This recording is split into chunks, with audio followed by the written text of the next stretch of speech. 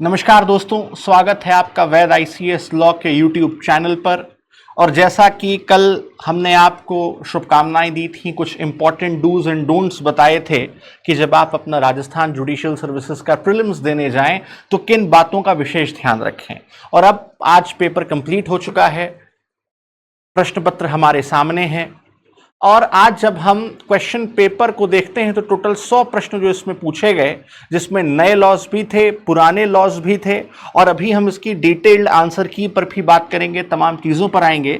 पर सबसे पहले जानने की कोशिश करते हैं कि किस प्रकार से क्वेश्चन पेपर आया और क्या ट्रेंड रहा। मिसाल के तौर पर जैसा ही हम पहला क्वेश्चन देखते हैं उसमें लिखा है which of the following cases notice to produce secondary evidence is required. यानी एक तरीके से यहां पर आपसे कंसेप्ट और फैक्ट और सेक्शन दोनों पूछने की कोशिश की गई है। जैसा कि आप जानते हैं बीएसए में अंडर सेक्शन 58 सेकेंडरी एविडेंस का प्रावधान किया गया है। और उसके बाद जैसे ही हम आगे बढ़ते हैं, देखिए मुस्लिम लॉ से क्वेश्चन आया है, Mohammedan law, a marriage with a women undergoing इद्दत इज एन इर्रेगुलर मैरिज। यानी इद्दत का पीरियड होता है जब महिला अपने कंज्यूमेशन पीरियड में होती हैं।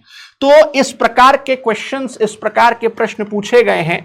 और जैसे ही जब हम आगे प्रश्नों को देखते हैं, राजस्थान के लोकल लॉ से भी सवाल ठीक ठाक मात्रा में पूछे गए हैं। सीपीसी 2024 का भी जो आरजेएस का प्रीलिम्स हुआ था, कल मैंने आपको बताया था कि सीपीसी के क्वेश्चंस बहुत ज्यादा रहने की संभावना रहती है। और ध्यान रखिए, यहां पर सिर्फ सीपीसी में आपसे सेक्शन बेस्ड क्वेश्चंस नहीं पूछे जाते हैं। आपसे अपेक्षा की जाती कि धाराएं तो आपने पढ़ी हैं, आपको साथ ही साथ कुछ ना कुछ इंटरप्रिटेशन ऑफ लॉ यानी विधि का निर्वचन भी करना होगा। मिसाल के तौर पर जब हम बात करते हैं सेक्शन 6 की, तो पूछा गया है that as per the provisions under the provisions of section 133 code of civil procedure amongst who is not entitled from exemption from personal appearance. और इसका उत्तर है मिनिस्टर्स ऑफ स्टेट्स।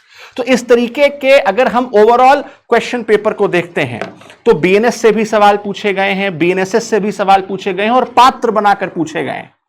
केवल आपको सीधा सेक्शन नहीं पूछा गया है। अगर हम 100 क्वेश्चन में से देखेंगे जिसमें लगभग 75 से 80 क्वेश्चन मेजर लॉ से आए हैं, लैंग्वेज का पोर्शन निकाल करके, तो केवल और केवल अब सिर्फ बेयर एक्ट पढ़ने से या उस पढ़ाई से कि केवल हमको सीधा सवाल वहीं से पूछ लिए गए, ऐसे काम नहीं चलने वाला है जब तक हमें इन डेप्थ नॉलेज नहीं होगी।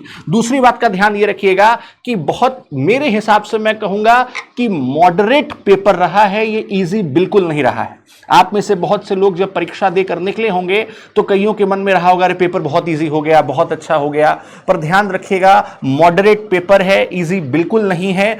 चीजें बहुत हद तक पात्र बना करके, सीता ने गीता दोनों ने नेकलेस खरीदा, उसके बाद जो है एक ने इंटेंशनली थेफ्ट कॉज कर दी, तो बताओ कौन सी धारा लगेगी। तो डिसऑनेस्ट इंटेंशन के साथ इस पे हमें टिक करना होगा। तो जो फर्स्ट इंप्रेशन, जो पहली नजर जब जाती है राजस्थान जुडिशियल सर्विसेज के क्वेश्चन पेपर पर, तो मैं ये कहूंगा कि बिल्कुल ये मॉडरेट टू डिफिकल्टी के बीच का क्वेश्चन पेपर है। हमें ना सिर्फ केवल सेक्शंस को देखना है, जबकि इन डेप्थ पढ़ाई करनी है और उन एरियाज में जाना है जहां से सवाल पूछे जा रहे हैं।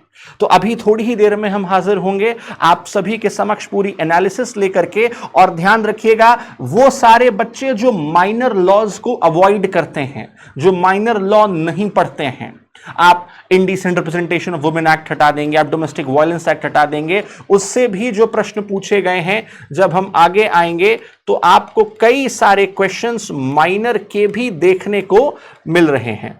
तो एक तरीके से बहुत ही एक स्टैंडर्ड का क्वेश्चन पेपर बनाने का प्रयास राजस्थान हाईकोर्ट के द्वारा किया गया है और बच्चे की इन डेप्थ नॉलेज चेक की गई है।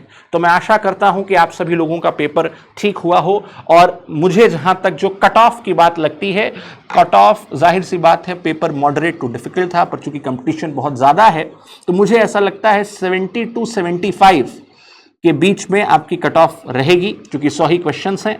और अभी थोड़ी ही देर में हम हाजिर होंगे आप सभी के समक्ष इसकी पूरी एनालिसिस और आंसर की लेकर के। बहुत बहुत धन्यवाद।